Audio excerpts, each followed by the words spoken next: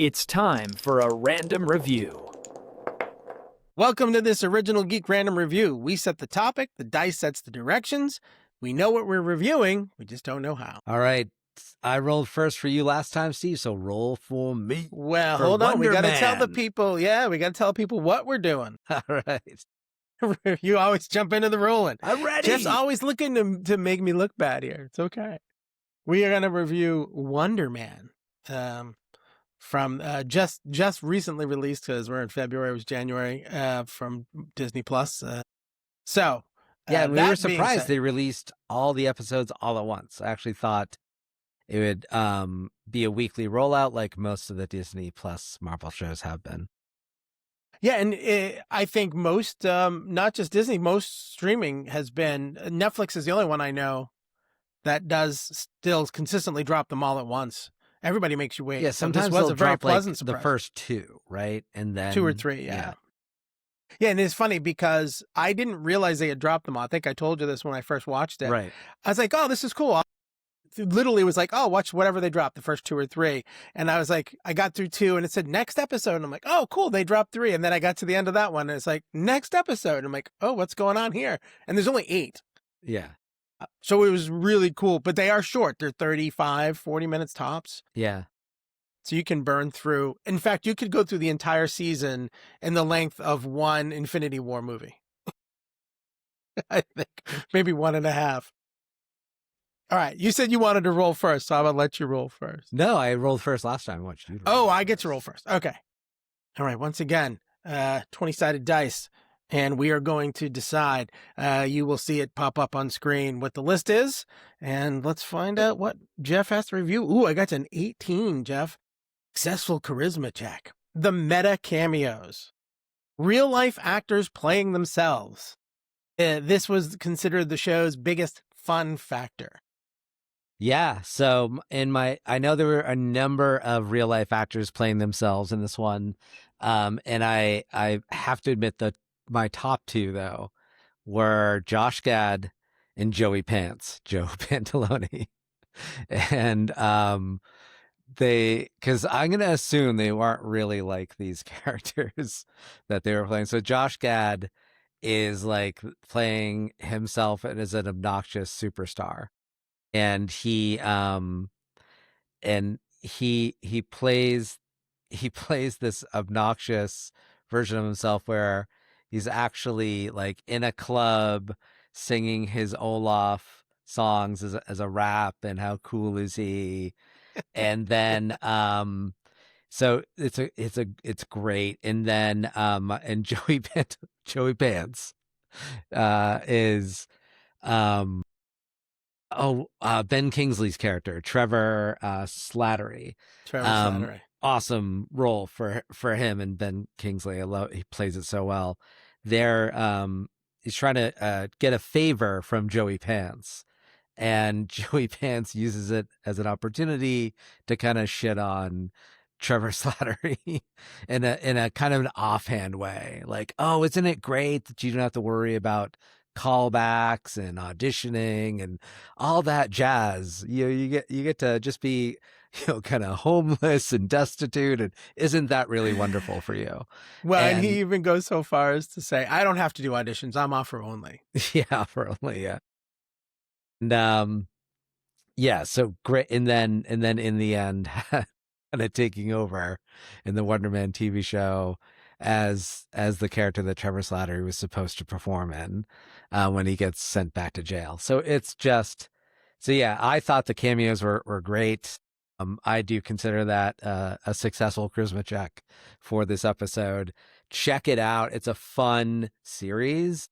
And yeah, so do you have anything about that or any of those other cameos? Yeah, no. I'll just echo. I think I love Joe Pantoliano and everything, so I agree. But my favorite on this was Josh Gad, because it's so. Not that I think Joe Pantoliano is. I can never say his name right, even though I'm Italian. He. I'm sure he's not. Say Joey Pants. That's what he is. Joey Pants. Hey, it's Joey Pants. You know what I'm talking about? I don't think he's the dickhead that he appears to be in Wonder Man. I don't think he's like that. But Josh Gad is so far removed from his character in Wonder Man as him. I love the fact that, and we don't know if he's where he is because he went into the guy and never came out. The doorman, who's a character, by the way, I had never heard of. So I thought it was a fun way to play with him as a real actor, as a real person. They gave it a whole episode where he, it's Josh Gad and the doorman, and he disappears at the end of it. And yeah. So I thought my favorite was the Josh Gad one. All right. What do you got Nice. for me? All right. Ooh, it's a 2. Failed Fortitude check. The pacing of the audition arc. The first 3 episodes focused on the acting hustle. It was a slow burn that nearly extinguished. While the satire is sharp, the show took far too long to show Simon using his powers. The struggling actor trope felt repetitive by episode 3. Your thoughts? So I have many. I agree, but to me it wasn't that bad. In fact, there was a part of me for the first 2 episodes that wondered, is he really a superhero? Does he really have powers? Because they never really talk. Like, they allude to his issues, but they make it seem like it's his anger. He's definitely difficult to work with on set. In the very first episode, you see it right out of the gate. So, it looked like to be like a meta story. Like, I love some of those meta Hollywood stories. The Studio on Apple TV is like that. It's very much a meta, it's people playing people who are Hollywood people. It's funny. That's exactly what I thought. I thought, the Studio worked. It had great viewership, had great, but this reminded me of that. Like, this seems like, and are people going to get into it that aren't into acting or Hollywood or those background stories? But well, and I also have the I don't know if you want to call it fortune or misfortune. I've been and I'm not certainly going to call myself a struggling actor. I dabble and I have fun when we have opportunities. You and I have done a bunch of stuff together on stage. We've filmed a few things. I have been an extra in a ton of movies, and I've auditioned for a ton of day player type parts. So I've auditioned for movies, TV shows, commercials, and I've hardly booked a thing, right? But this isn't my life. I don't put into it what this character put into it. So for me, those first 3 episodes weren't as difficult to listen to and watch, because to me it was sort of like, oh, I've been there. I've sat in that room. I've been in that hallway with the 30 other people who are doing exactly what you're doing. So I agree. I think maybe they stretched it too far, but I didn't personally, it didn't hurt me in terms of show watching. I think that might be one of the reasons why they dropped everything, because that's funny. I thought the same thing. Yeah. Why else drop the whole thing? Because it's 8 episodes, and it's not until episode 4 where you really start to see, crap, he really is a superhero, or he's really got powers. Superhero is another thing, right? He has powers, but you don't see it till episode 4, maybe late in 3, but it's literally, it might be at the end of 3, and then they cut into 4 because he blows the hole in the wall in his apartment, and you go, oh wait, there is something here. I thought the same thing. I think this is why they dropped the whole thing, because if they if they did the slow drip, then that slow burn, you might lose folks. And this actually worked out, because the ratings are strong, the viewership is strong for this show, so it did work. But it is a gamble. Like, you have a superhero show with those superheroes' powers clearly, being a major part of it for the first 3 episodes. That's amazing. But it talks about, we've talked about this in the last few episodes, specifically just in the last episode about A Night of 7 Kingdoms, that lower level story. And we're going to talk about it in Geek Court too. That street level in this case. And this one might be a weird hybrid because his powers seem a lot more than street level. He's not Daredevil with heightened senses. He's not, he's not, what's her name? Kate Bishop, who's just really good with the bow, or Hawkeye, who even Hawkeye ends up in the MCU, really is more of a street level guy. But this whole idea that it's a smaller show, it's just him, it does go into his real life, his personality. We meet his family.